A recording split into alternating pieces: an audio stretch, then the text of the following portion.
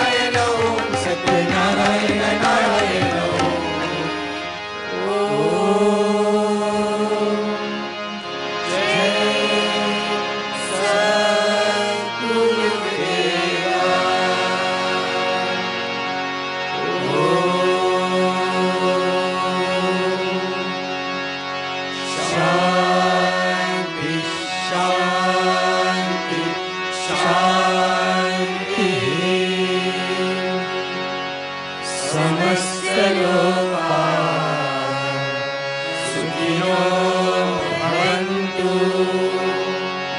समस्त लोकाः सुखिनो भवन्तु समस्त लोकाः सुखिनो भवन्तु